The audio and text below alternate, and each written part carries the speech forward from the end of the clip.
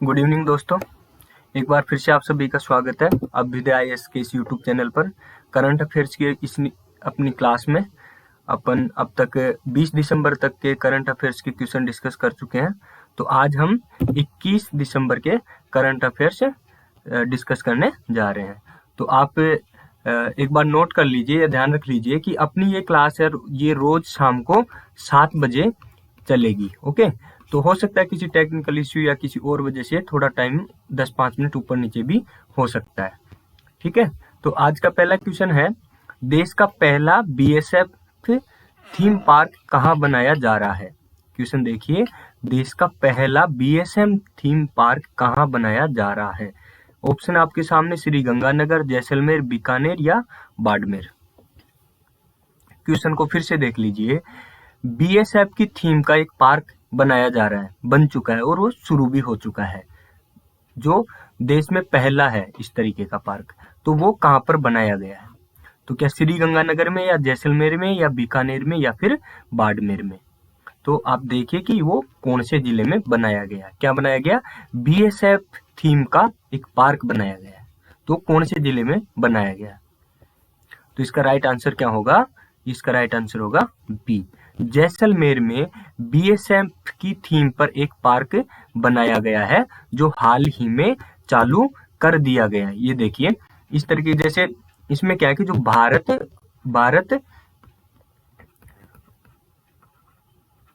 भारत पाकिस्तान की जो बॉर्डर है ना, उस पर जो एक्टिविटीज है या फिर वहां पर ये जो बॉर्डर बना हुआ है, जो ताराबंदी वहां पर की गई है, उसी तरीके के जो पर्यटक देखने जाते हैं उन चीजों को, तो उन्हीं चीजों को एक पार्क में एक साथ स्थापित किया गया है, ताकि जो पर्यटक है वो वहां पर अनुभव कर सके, जैसे कि वो भारत पाकिस्तान के बॉर्डर पर हो। ओके, तो ये कौन सी जिले में स्थापित किया गया ये पार्क? जैसलमेर जिले में।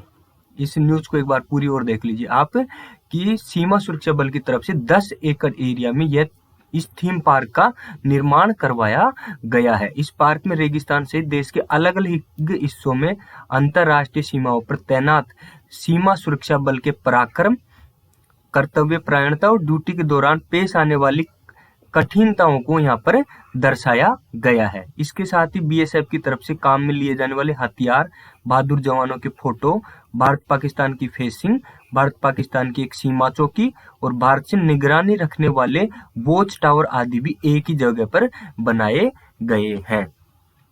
ओके दोस्तों, तो ये एक ऐसा पार्क है जहां पर जाकर अपन अनुभव कर सकते हैं कि हम भारत पाकिस्तान या भारत के बॉर्डर पर खड़े हैं।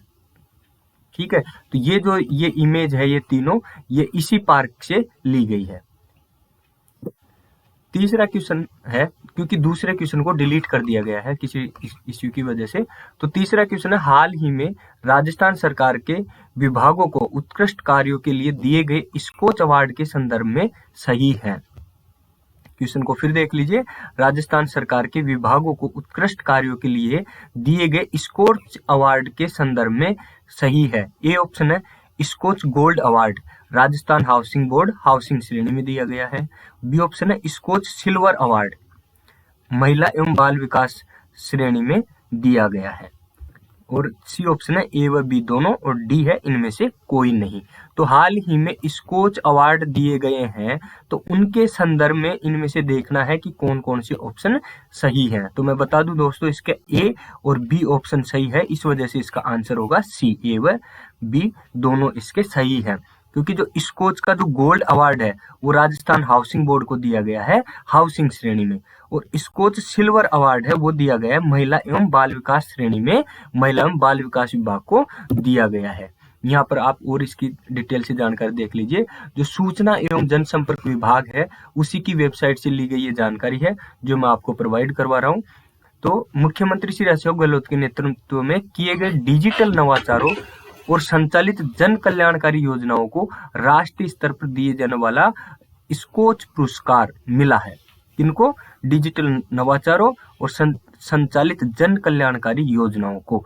तो इसी के चलते राज्य सरकार के जन कल्याण पोर्टल और ई मित्र को ई गवर्नेंस की श्रेणी में 2022 का स्कोच गोल्ड अवार्ड भी दिया गया है।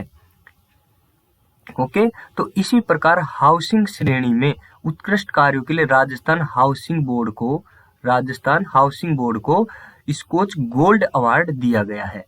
वहीं पर इंदिरा गांधी मातृत्व पोषण योजना को महिला एवं बाल विकास श्रेणी में स्कोच का सिल्वर अवार्ड दिया गया है। ओके दोस्तों, तो ये अपन को ध्यान रखना है। अपने राज्य सरकार का जो जन कल्याण पोर्टल है, जन कल्याण पोर्टल प्लस ई मित्र सेवा, इसको भी स्कोच का गोल्ड अवार्ड दिया गया है। और राजस्थान हाउसिंग बोर्ड इसको भी स्कोच गोल्ड अवार्ड दिया गया है। ओके, और महिला एवं बाल विकास श्रेणी में क्या कौन सा अवार्ड दिया गया है? सिल्वर अवार्ड दिया गया है। ओके, नेक्स्ट क्वेश्चन अपन देखते हैं। चौथा क्वेश्चन है, हाल ही में जारी किए गए सामाजिक प्रगति सूचकांक में कौन शीर्ष पर रहा है? क्वेश्चन है, हाल ही में जारी किए गए सामाजिक प्रगति सूचकांक में कौन सा राज्य शीर्ष पर रहा है? ऑप्शन है दिल्ली, गोवा, हिमाचल प्रदेश और पुदुचेरी। तो बताइए इसका सही आंसर क्या हो सकता है? सामाजिक प्रगति सूचकांक, ये है SPI, सोशल प्रोग्रेस इंडेक्स। इसमें कौन सा राज्य शीर्ष पर रहा है? तो इसका सही आंसर होगा डी, पुदुचेरी शीर्ष पर रहा है। सामाजिक प्रगति सूचकांक SPI 2022 पुडुचेरी ने सबसे अच्छा प्रदर्शन किया है, इसी के चलते इसने फर्स्ट रैंक प्राप्त की है। अब देखिए, अब ये पूछ लिया जाए कि इसको जारी कौन करता है, तो प्रधानमंत्री की आर्थिक सलाहकार परिषद ने इंस्टीट्यूट फॉर कॉम्पिटिटिवनेस और सोशल प्रोग्रेस इम्पेरेटिव द्वारा तैयार भारत के राज्यों और जिलों के लिए सामाजिक प्रगति सूचकांक 20 दिसंबर को जारी किया है। तो इसमें क्या होता है कि 3 आयाम और 12 घटकों के आधार पर ये इंडेक्स जारी किया जाता है। ओके, तो ये 3 आयाम कौन कौन से हैं? तो ये देख लीजिए, पहला है बुनियादी मानवीय आवश्यकताएं, जैसे पोषण और बुनियादी चिकित्सा देखभाल, जल और स्वच्छता, व्यक्तिगत सुरक्षा और आश्रय के संदर्भ में राज्यों और जिलों के प्रदर्शन का आकलन करती है। ओके, तो ये बुनियादी आवश्यकताएं देखी जाती है कि राज्य द्वारा कौन से राज्य में इस तरीके की बुनियादी मानवीय आवश्यकताएं किस स्तर तक लोगों को प्राप्त हो रही है। ठीक है, उसके बाद में दूसरा आयाम इन्होंने बताया फाउंडेशन ऑफ वेल बीइंग, जो बुनियादी ज्ञान तक पहुंच, सूचना और संचार तक पहुंच, स्वास्थ्य और कल्याण और पर्यावरण गुणवत्ता के घटकों में देश द्वारा की गई प्रगति का मूल्यांकन करता है। तो बताता है ये कि भाई कौन से राज्यों को इस मामले में कौन सी रैंक मिली है। ठीक है, तीसरा आयाम इन्होंने बताया अवसर। ठीक है, व्यक्तिगत अधिकारों, व्यक्तिगत स्वतंत्रता और पसंद, समावेशिता और उन्नत शिक्षा तक पहुंच पर यह आयाम केंद्रित है। ओके, तो सामाजिक प्रगति सूचकांक है, इसके 3 आयाम कौन कौन से हैं? बुनियादी मानवीय आवश्यकता है, फाउंडेशन ऑफ वेलबीइंग और तीसरा है अवसर। ओके, क्लियर है? तो सामाजिक प्रगति सूचकांक में शीर्ष स्थान पर कौन रहा है? पुदुचेरी। 5वां क्वेश्चन आपके सामने है, हाल ही में इंडियन नेवी में शामिल हुई 5वीं स्कॉर्पियन श्रेणी की पनडुब्बी का नाम क्या है? अच्छा क्वेश्चन है, इस तरह के क्वेश्चन भी बार बार पूछे जाते हैं एग्जाम में कि हाल ही में इंडियन नेवी में शामिल हुई 5वीं स्कॉर्पियन श्रेणी की पनडुब्बी का नाम क्या है? तो ऑप्शन है आपके सामने, ए ऑप्शन है INS करंज, बी ऑप्शन है INS वागीर, सी ऑप्शन है INS वारिद और डी ऑप्शन है INS प्रहार। तो आप देखिए कि जो 5वीं स्कॉर्पियन श्रेणी की पनडुब्बी इंडियन नेवी में शामिल हुई है हाल ही में, उसका नाम क्या है? तो उसका नाम है INS वागीर। क्या नाम है उसका? INS वागीर। इससे संबंधित और जानकारी आप देख लीजिए। हाल ही में प्रोजेक्ट 75 की INS वागीर नाम की 5वीं स्कॉर्पियन क्लास पनडुब्बी भारतीय नौसेना को सौंप दी गई है। तो ये पूछा जाए कि जो स्कॉर्पियन श्रेणी की जो पनडुब्बियां हैं वो कौन से प्रोजेक्ट के तहत भारतीय नौसेना में शामिल की जा रही है, तो प्रोजेक्ट 75 के तहत। प्रोजेक्ट 75 क्या है? नौसेना को उन्नत तकनीक के ये पनडुब्बियां वगैरह उपलब्ध करवाना। ये देखिए, ये कलवरी श्रेणी की डीजल इलेक्ट्रिक अटैक पनडुब्बी यार्ड 11,879 है, जिसे कमीशन किए जाने पर INS वागीर नाम दिया जाएगा। लेकिन ये कमीशन कर दी गई है, तो इसका नाम INS वागीर दे दिया गया है। ओके, तो इसकी पृष्ठभूमि भी अपन देख लेते हैं कि वागीर फर्स्ट, कि इसका नाम INS वागीर क्यों रखा गया है।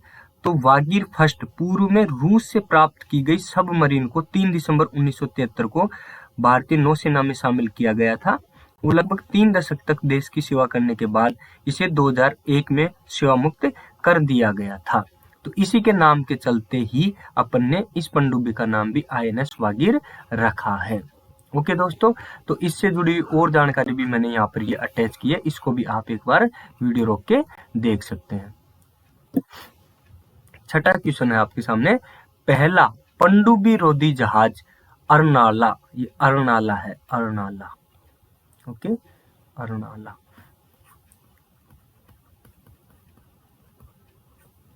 अरनाला। ओके, तो पहला पनडुब्बी रोधी जहाज अरनाला को कहां पर लॉन्च किया गया है? अरनाला जहाज से संबंधित क्वेश्चन आपसे पूछा गया है, जो पनडुब्बियों को भी मारने में सक्षम होता है। ओके, तो पहला पनडुब्बी रोधी जहाज अरनाला को कहां पर लॉन्च किया है? क्या दिल्ली या अंडमान या चेन्नई या मंगरोल? इनमें से कौन सा ऑप्शन होगा जहां पर इस अरनाला जहाज को लॉन्च किया गया है? बताइए। तो इसका आंसर होगा सी, चेन्नई में अरनाला जहाज को उतारा गया है। ये देखिए, इसका नाम अरनाला ही है, ये सही है। ओके, तो इससे जुड़ी और जानकारी देख लो कि भारतीय नौसेना के लिए anti submarine warfare shallow water craft project के तहत इसे बनाया गया। यह पहला जहाज अरनाला मंगलवार को समुद्र में उतार दिया गया। कहां पर? चेन्नई में इसे लॉन्च किया गया। कट्टुपल्ली, चेन्नई में लॉन्च किए गए जहाज ने बंगाल की खाड़ी के पानी में पहला संपर्क किया। तो ये अरनाला जहाज कहां पर? चेन्नई में। कहां पर? चेन्नई में। ओके, चेन्नई के भी कट्टुपल्ली में। कहां पर? कट्टुपल्ली में इसे लॉन्च किया गया है। कहां पर? बंगाल की खाड़ी, बंगाल की खाड़ी। ओके, ये किस तरीके का है? ये एंटी सबमरीन है, एंटी सबमरीन पनडुब्बी रोधी जहाज है। 7वां क्वेश्चन है, हाल ही में किस देश द्वारा 2025 के बाद बनने वाले घरों पर सोलर पैनल अनिवार्य किया है? बहुत अच्छा क्वेश्चन है। हाल ही में किस देश द्वारा 2025 के बाद बनने वाले घरों पर सोलर पैनल अनिवार्य किए हैं? चीन ने या जापान ने या भारत ने या बांग्लादेश ने? बताइए, चीन, जापान, भारत, बांग्लादेश आपके सामने ऑप्शन है। इनमें से कौन से देश ने 2025 के बाद अपने बनने वाले घरों पर सोलर पैनल लगाना अनिवार्य कर दिया है? तो इसका राइट आंसर होगा बी, जापान के टोक्यो में इस तरीके की ये एक प्रस्ताव पारित किया गया है कि 2025 के बाद वहां पर बनने वाले घरों पर सोलर पैनल लगाना अनिवार्य होगा। ओके, 8वां क्वेश्चन है, हाल ही में मोहनलाल सुखाड़िया विश्वविद्यालय के 30वें दीक्षांत समारोह में किसे मानद डॉक्टर ऑफ लिटरेचर की उपाधि प्रदान की गई है? मोहनलाल सुखाड़िया विश्वविद्यालय है उदयपुर में, उसमें भी हाल ही में 30वां दीक्षांत समारोह आयोजित किया गया था। तो वहां पर मानद डिलिट की उपाधि किन किन को प्रदान की गई है? ए ऑप्शन है देवेंद्र झाझड़िया, बी ऑप्शन है लक्ष्यराज सिंह मेवाड़, सी ऑप्शन है दिया कुमारी, डी ऑप्शन में ए एवं बी दोनों। तो इसका सही आंसर कौन सा होगा? इसका सही आंसर होगा डी, क्योंकि देवेंद्र झाझड़िया और लक्ष्यराज सिंह मेवाड़ दोनों को मानद डिलिट की उपाधि वहां पर प्रदान की गई है। देवेंद्र झाझड़िया कौन है? पैरा ओलंपिक खेल में पैरा एथलीट है ये, जो जेवलिन थ्रो खेल से संबंधित है। तो डबल पैरालंपिक स्वर्ण पदक विजेता, इन्होंने ओलंपिक में 2 स्वर्ण पदक जीते हैं देवेंद्र झाझड़िया ने। ओके, देवेंद्र झाझड़िया ने 2 बार पैरालंपिक 2004 और 2016 में स्वर्ण पदक जीता है। इसके बाद इन्होंने टोक्यो 2020 पैरालंपिक में रजत पदक जीता था। कौन सा पदक जीता था? रजत पदक। ओके, तो पैरालंपिक खेलों में एथलेटिक्स का पहला स्वर्ण पदक जेवलिन थ्रो में ही हासिल किया था, जिसे 2004 में देवेंद्र झाझड़िया ने ही जीता था। ओके, तो इन्होंने 2 गोल्ड जीते किसमें? ओलंपिक, पैरा ओलंपिक खेलों में। कब 2004 और 2016 में। और 2020 के टोक्यो पैरालंपिक में इन्होंने क्या जीता है? रजत पदक जीता है। ओके, और पैरा ओलंपिक खेलों में भी सबसे पहले गोल्ड किसने जीता है? देवेंद्र झाझड़िया ने। ओके, और उदयपुर के श्री लक्ष्यराज सिंह मेवाड़ हैं, ये राज परिवार से जुड़े राज परिवार के सदस्य हैं। तो इनको भी जो मोहनलाल सुखाड़े विश्वविद्यालय द्वारा अभी हाल ही में क्या दिया गया है? डीलिट की उपाधि इनको प्रदान की गई है। नवा क्वेश्चन है, हाल ही में निधन हुआ भैरव सिंह राठौड़, जिन्होंने 1971 के युद्ध में असाधारण शौर्य वीरता का परिचय दिया था, उनका संबंध किस जिले से है? आप सभी को पता होगा हाल ही में भैरव सिंह राठौड़ जी का निधन हुआ है, जो 1971 के युद्ध में असाधारण शौर्य वीरता का जिन्होंने परिचय दिया था। तो कौन से जिले से थे? जोधपुर से, जैसलमेर से, बाड़मेर से या बीकानेर से? इसी वीडियो क्लास के माध्यम से या प्रेजेंट में भी मेरे पास 2 स्टूडेंट पढ़ रहे हैं, तो ये भी अपने अपने आंसर देते रहते हैं, लिख के मुझे दिखा देते हैं। ओके, तो बाद में ये भी चेक करते रहते हैं कि इनके कितने आंसर ठीक हुए हैं। तो आपके सामने क्वेश्चन है कि भैरव सिंह राठौड़, जिन्होंने 1971 के युद्ध में असाधारण शौर्य वीरता का परिचय दिया था, वो कौन से जिले के हैं? जोधपुर के, जैसलमेर के, बाड़मेर के या फिर बीकानेर के? तो वे कौन से जिले के थे? जोधपुर के। कौन से जिले के थे? जोधपुर के। देखो इसके बारे में बीएसएफ ने खुद ने ऑफिशियल ट्विटर हैंडल पे जानकारी दी है। ये कहां पर तैनात थे? लोंगेवाला पोस्ट पर ये तैनात थे। और 1971 का जब युद्ध हुआ था तो इन्होंने अदम्य साहस दिखाते हुए अपना युद्ध कौशल दिखाया था। तो 1971 के युद्ध में क्या हुआ था? भारत के दोनों तरफ पाकिस्तान है। ओके, तो ये पूर्वी पाकिस्तान, ये पश्चिमी पाकिस्तान और ये पूर्वी पाकिस्तान। तो ठीक है, तो यहाँ पर क्या था? ये पाकिस्तान था, भारत के दोनों साइड पाकिस्तान था।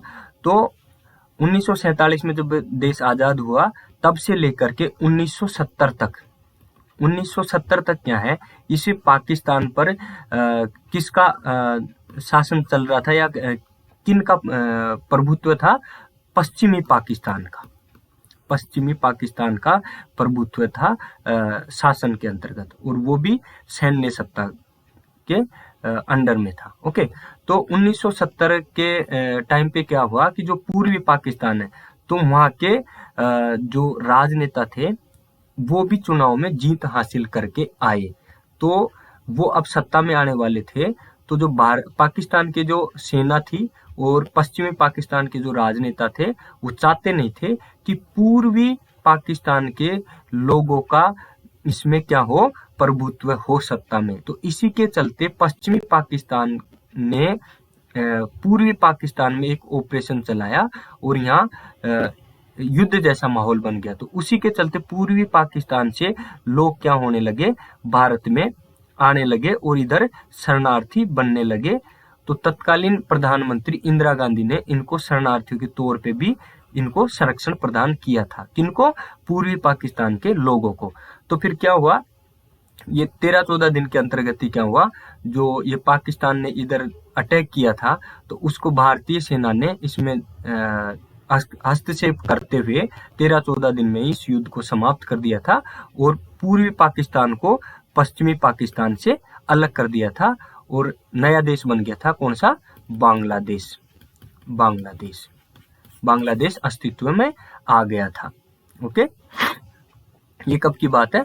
1971 के युद्ध की। तो इसी युद्ध में, इसी 1971 के वार में लोंगे वाले पोस्ट पर तैनात थे कौन? लॉन्स नायक भैरव सिंह राठौड़। तो इन्होंने अदम्य साहस दिखाया था। तो इसीलिए ये खूब चर्चाओं में भी रहे थे। तो अभी हाल ही में इनका क्या हो गया है? निधन हो गया है। और ये कहाँ के थे? जोधपुर के। ओके, आज का लास्ट क्वेश्चन अपन देख लेते हैं कि हाल ही में प्रदेश के राजस्व मंडल में कितने नए सदस्यों को नियुक्त किया गया है? सबसे पहले तो ये बताइए कि राजस्व मंडल कहाँ पर है? राजस्थान राजस्व मंडल कहाँ पर है?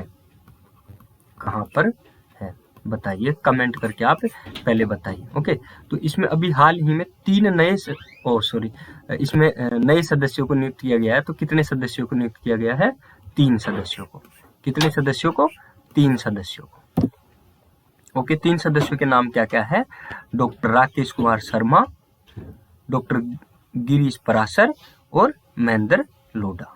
ओके, तो अपना राजस्व मंडल कहाँ पर है? अजमेर में। कहाँ पर है? अजमेर में। इसकी स्थापना कब हुई थी? 7 अप्रैल 1949 में राजस्व मंडल की स्थापना हुई थी। और कहाँ पर हुई थी? अजमेर में हुई थी।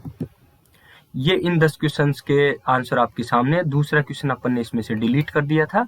तो आज के केवल 9 क्वेश्चन थे, ये आपने देखे। तो आप कंटिन्यू जुड़े रहिए और इन क्वेश्चंस को आप देखते रहिए। ये क्लास आपके लिए इम्पोर्टेंट है।